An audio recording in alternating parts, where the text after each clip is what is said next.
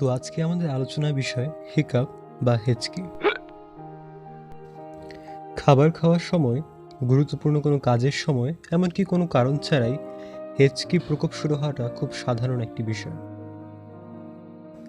আমাদের বক্ষগহ্বর ও উদরগহ্বরকে পৃথককারী ছাতার উপরিভাগের মতো অঙ্গকে আমরা মধ্যচ্ছদা বলে চিনি। এই মধ্যচ্ছদা সংকোচন বা প্রসারণের মাধ্যমে বক্ষগহ্বর আয়তনকে বৃদ্ধি বা কমিয়ে আমাদের শ্বাস-প্রশ্বাস নিতে সাহায্য করে থাকে। তাহলে এখন প্রশ্ন হচ্ছে, হেঁচকির সময় আসলে কি হয়? আমরা যখন শ্বাস নেই বা শ্বাস ছাড়ি, উভয় ক্ষেত্রেই আমাদের গলার ভোকাল কর্ড খোলা অবস্থায় থাকে। কিন্তু অক্সিজেন নেওয়া এবং কার্বন ডাইঅক্সাইড ছাড়ার এই মাঝখানের সময়টিতে ভোকাল কর্ড বন্ধ অবস্থায় থাকে।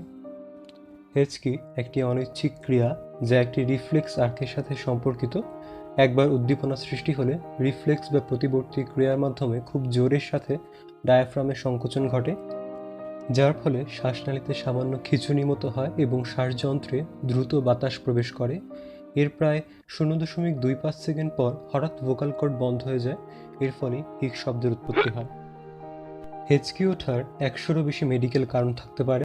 এর মধ্যে পার্কিনসন বা কেমোথেরাপির ওষুধ সেবনে, প্রচণ্ড আবেগ, মদ্যপান, বিরল ক্ষেত্রে অসুখের লক্ষণ হতে পারে।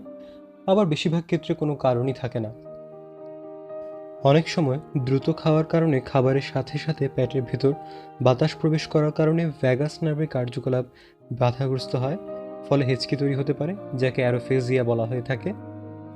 তাছাড়া আরেকটা কারণ হতে পারে, আমরা যখন অতিরিক্ত পরিমাণে খাবার খাই তখন আমাদের পাকস্থলী ব্রেইনকে একটা সংকেত দেয়। এখন আমাদের মস্তিষ্ক একটি সংকেত ভোকাল কর্ডে পাঠায়, যার ফলে হঠাৎ করে ভোকাল কর্ড বন্ধ হয়ে যায়। তারপর আমরা যখন শ্বাস নেওয়ার চেষ্টা করি তখন বাতাস ওই বন্ধ ভোকাল কর্ডে এসে আঘাত করে এবং হিক শব্দের উৎপন্ন করে। এখন পর্যন্ত টানা 68 বছর ধরে হেঁচকি তোলার গিনেস রেকর্ডটি রয়েছে চার্লস অসবর্নের হাতে। এখন প্রশ্ন হচ্ছে, হেঁচকি থামবে কিভাবে?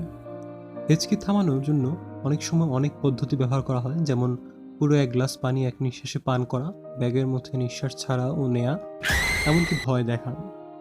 তবে সহজ ব্যাখ্যা হলো রক্তে কার্বন ডাইঅক্সাইডের আংশিক চাপ বৃদ্ধি করা ও নিঃশ্বাস বন্ধ রাখার মাধ্যমে ডায়াফ্রামের ক্রিয়াকে নিবৃত করার চেষ্টা করা। আরেকটি হলো শ্বাস প্রশ্বাস ও গলাধঃকরণের মধ্যে সমন্বয় সাধন করা, যাতে ভ্যাগাস স্নায়ু উদ্দীপ্ত হয়।